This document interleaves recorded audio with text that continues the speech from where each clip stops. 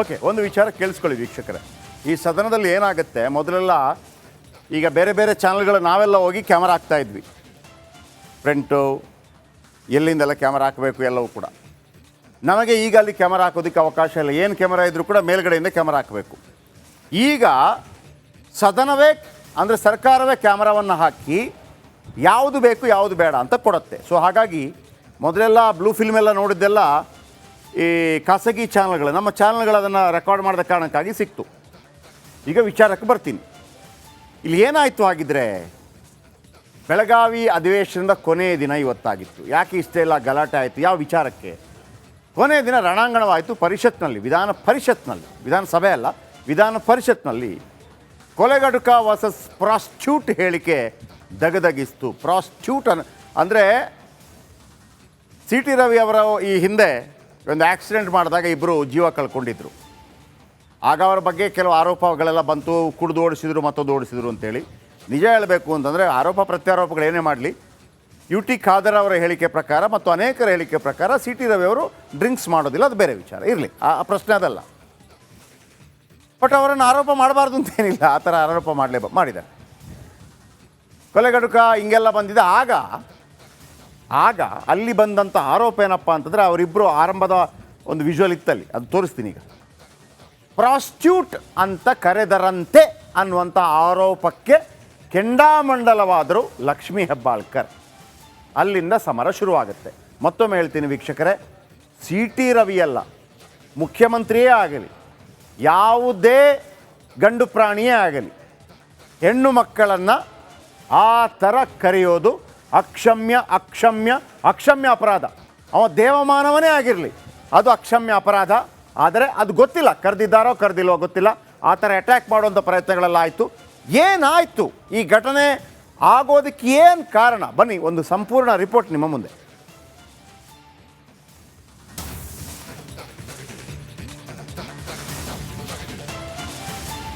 ಈಗ ಸಿ ಟಿ ರವಿ ವಿರುದ್ಧ ಲಕ್ಷ್ಮೀ ಹೆಬ್ಬಾಳ್ಕರ್ ದೂರು ಕೊಟ್ಟಿದ್ದಾರೆ. ಹಿರೇಬಾಗೇವಾಡಿ ಠಾಣೆಯಲ್ಲಿ ದೂರು ದಾಖಲಾಗಿದೆಯಂತೆ.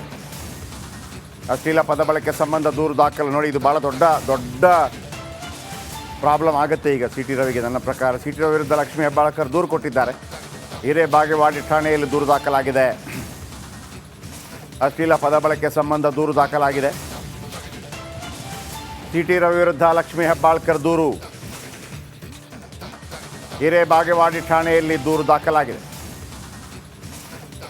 ಅಶ್ಲೀಲ ಪದ ಬಳಕೆ ಸಂಬಂಧ ದೂರು ದಾಖಲು. ಬಹುಶಃ ಇದು ಅರೆಸ್ಟ್ ಆಗುವಂಥ ಸಾಧ್ಯತೆ ಸಮಾಧಾನದ ರೀತಿಯಲ್ಲಿ ಕೊಟ್ಟಿದ್ದಾರೆ.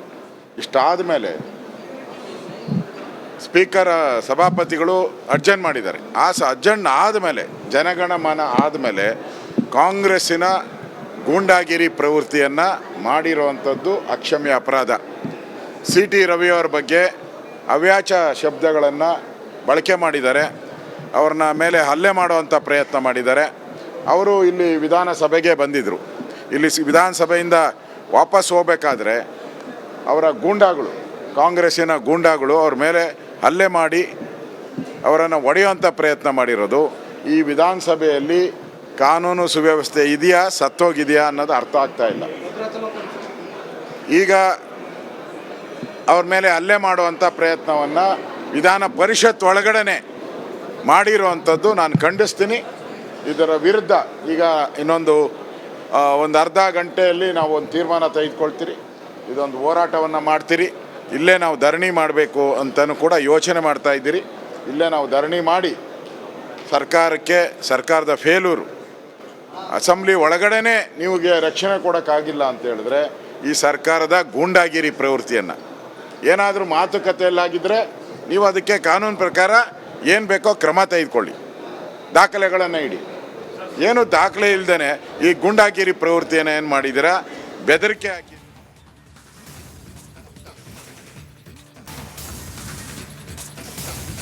ರಣಾಂಗಣವಾಯಿತು ಬೆಳಗಾವಿ ಅಧಿವೇಶನ. ಸುವರ್ಣಸೌಧದಲ್ಲಿ ಗೂಂಡಾಗಿರಿ ಅನಾವರಣವಾಯಿತು. ಇವತ್ತು ಕೊನೆಯ ದಿನವಾಗಿತ್ತು. ಸಿ ಟಿ ರವಿ ವಿರುದ್ಧ ಗದ್ದಲ ಗಲಾಟೆಯಲ್ಲಿ ಮುಗಿಯಿತು ಅಧಿವೇಶನ. ರಣಾಂಗಣವಾಯಿತು ಬೆಳಗಾವಿ ಅಧಿವೇಶನ. ನಿನಗೆ ಹೆಂಡತಿ ಇಲ್ವೇನೋ, ನಿನಗೆ ತಾಯಿ ಇಲ್ವೇನೋ, ನಿನಗೆ ಮಗಳಿಲ್ವೇನೋ, ಇದೇ ಅನುರಣಿಸ್ತು. ಟಿ ಟಿ ರವಿ ವಿರುದ್ಧ ಬೆಂಬಲಿಗರ ಆಕ್ರೋಶ.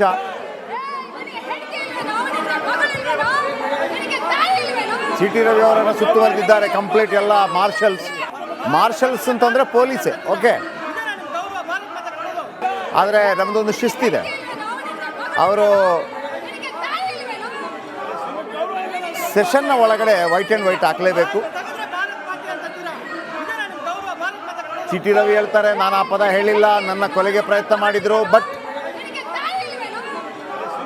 ಬಾಡಿ ಲ್ಯಾಂಗ್ವೇಜ್ ಎಲ್ಲವನ್ನೂ ಹೇಳುತ್ತೆ. ಒಂದು ವೇಳೆ ಸಿ ಟಿ ರವಿ ಅಂತಲ್ಲ, ಯಾರೇ ಆಗಲಿ ಇಂಥ ಹೇಳಿಕೆಯನ್ನು ಕೊಟ್ಟಿದ್ದು ನಿಜವೇ ಆದರೆ ಅದು ಅಕ್ಷಮ್ಯ ಅಪರಾಧ. ಯಾವನೇ ಆಗಿರಲಿ, ನಾಟ್ ಓನ್ಲಿ MLA MPs, ಒಂದು ಹೆಣ್ಣು ಮಕ್ಕಳ ಬಗ್ಗೆ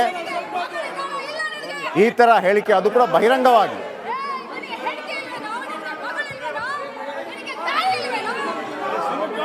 ತಾನು ಆ ಥರ ಹೇಳಿಲ್ಲ ಅಂತೇಳಿ ಸಿ ಟಿ ರವಿ ಸಮರ್ಥನೆ ಮಾಡ್ಕೋತಾ ಇದ್ದಾರೆ. ಸದನದಲ್ಲಿ ನೋಡಿ, ಆ ಪ್ರಶ್ನೆ ಮಾಡುವಂಥ ಸಂದರ್ಭದಲ್ಲಿ ದಯವಿಟ್ಟು ನಮ್ಮ ಆ ಇಬ್ಬರನ್ನು ಕೂಡ ಒಂದು ಕವರ್ ಅಪ್ ಮಾಡಿ. ಇಬ್ಬರು ಇದ್ದಾರೆ ಅಲ್ಲಿ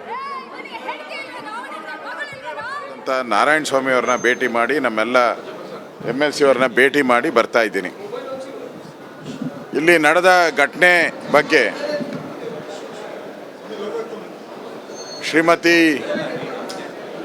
ಲಕ್ಷ್ಮೀ ಹೆಬ್ಬಾಳ್ಕರ್ ಅವರು ಕಂಪ್ಲೇಂಟ್ ಕೊಟ್ಟಿದ್ದಾರೆ. ಅದೇ ರೀತಿ ನಮ್ಮ ಸಿ ಟಿ ರವಿ ಅವರು ಕೂಡ ಕಂಪ್ಲೇಂಟ್ ಕೊಟ್ಟಿದ್ದಾರೆ ಸಭಾಪತಿಗೆ. ಇಬ್ಬರು ಕಂಪ್ಲೇಂಟ್ ಕೊಟ್ಟಿದ್ದಾರೆ. ಸೊ ಎರಡೂ ಕಂಪ್ಲೇಂಟು ಆದಮೇಲೆ ನಾನು ಸಭಾಪತಿಯವ್ರನ್ನ ಕೇಳಿದೆ, ಏನಾದರೂ ದಾಖಲೆ ಇದೆಯಾ ಅಂತ. ರೆಕಾರ್ಡಲ್ಲಿ ಇವರು ಮಾತಾಡಿರೋದು ಯಾವುದೂ ದಾಖಲೆ ಇಲ್ಲ, ಮತ್ತು CCTV ಕ್ಯಾಮ್ರಾಗಳಲ್ಲೂ ಯಾವುದೇ ದಾಖಲೆ ಇಲ್ಲ.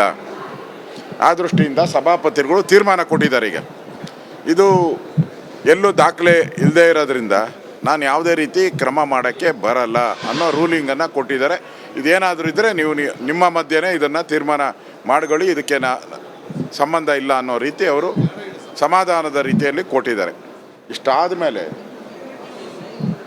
ಸ್ಪೀಕರ್ ಸಭಾಪತಿಗಳು ಅಡ್ಜರ್ನ್ ಮಾಡಿದ್ದಾರೆ. ಅಡ್ಜರ್ನ್ ಆದಮೇಲೆ, ಜನಗಣಮನ ಆದಮೇಲೆ ಕಾಂಗ್ರೆಸ್ಸಿನ ಗೂಂಡಾಗಿರಿ ಪ್ರವೃತ್ತಿಯನ್ನು ಮಾಡಿರುವಂಥದ್ದು ಅಕ್ಷಮ್ಯ ಅಪರಾಧ. ಸಿ ಟಿ ರವಿಯವರ ಬಗ್ಗೆ ಅವ್ಯಾಚ ಶಬ್ದಗಳನ್ನು ಬಳಕೆ ಮಾಡಿದ್ದಾರೆ, ಅವ್ರನ್ನ ಮೇಲೆ ಹಲ್ಲೆ ಮಾಡುವಂಥ ಪ್ರಯತ್ನ ಮಾಡಿದ್ದಾರೆ. ಅವರು ಇಲ್ಲಿ ವಿಧಾನಸಭೆಗೆ ಬಂದಿದ್ದರು. ಇಲ್ಲಿ ವಿಧಾನಸಭೆಯಿಂದ ವಾಪಸ್ ಹೋಗಬೇಕಾದ್ರೆ ಅವರ ಗೂಂಡಾಗಳು, ಕಾಂಗ್ರೆಸ್ಸಿನ ಗೂಂಡಾಗಳು ಅವ್ರ ಮೇಲೆ ಹಲ್ಲೆ ಮಾಡಿ ಅವರನ್ನು ಒಡೆಯುವಂಥ ಪ್ರಯತ್ನ ಮಾಡಿರೋದು. ಈ ವಿಧಾನಸಭೆಯಲ್ಲಿ ಕಾನೂನು ಸುವ್ಯವಸ್ಥೆ ಇದೆಯಾ, ಸತ್ತೋಗಿದೆಯಾ ಅನ್ನೋದು ಅರ್ಥ ಆಗ್ತಾ ಇಲ್ಲ. ಈಗ ಅವ್ರ ಮೇಲೆ ಹಲ್ಲೆ ಮಾಡುವಂಥ ಪ್ರಯತ್ನವನ್ನು ವಿಧಾನ ಪರಿಷತ್ ಒಳಗಡೆ ಮಾಡಿರುವಂಥದ್ದು ನಾನು ಖಂಡಿಸ್ತೀನಿ. ಇದರ ವಿರುದ್ಧ ಈಗ ಇನ್ನೊಂದು ಒಂದು ಅರ್ಧ ಗಂಟೆಯಲ್ಲಿ ನಾವು ಒಂದು ತೀರ್ಮಾನ ತೆಗೆದುಕೊಳ್ತೀರಿ, ಇದೊಂದು ಹೋರಾಟವನ್ನು ಮಾಡ್ತೀರಿ. ಇಲ್ಲೇ ನಾವು ಧರಣಿ ಮಾಡಬೇಕು ಅಂತಲೂ ಕೂಡ ಯೋಚನೆ ಮಾಡ್ತಾ ಇದ್ದೀರಿ. ಇಲ್ಲೇ ನಾವು ಧರಣಿ ಮಾಡಿ ಸರ್ಕಾರದ ಫೇಲೂರು, ಅಸೆಂಬ್ಲಿ ಒಳಗಡೆ ನಿಮಗೆ ರಕ್ಷಣೆ ಕೊಡೋಕ್ಕಾಗಿಲ್ಲ ಅಂತ ಹೇಳಿದ್ರೆ ಈ ಸರ್ಕಾರದ ಗೂಂಡಾಗಿರಿ ಪ್ರವೃತ್ತಿಯನ್ನು ಏನಾದರೂ ಮಾತುಕತೆಯಲ್ಲಾಗಿದ್ದರೆ ನೀವು ಅದಕ್ಕೆ ಕಾನೂನು ಪ್ರಕಾರ ಏನು ಬೇಕೋ ಕ್ರಮ ತೆಗೆದುಕೊಳ್ಳಿ, ದಾಖಲೆಗಳನ್ನು ಇಡಿ. ಏನು ದಾಖಲೆ ಇಲ್ಲದೇ ಈ ಗೂಂಡಾಗಿರಿ ಪ್ರವೃತ್ತಿಯನ್ನು ಏನು ಮಾಡಿದ್ದೀರಾ, ಬೆದರಿಕೆ ಹಾಕಿ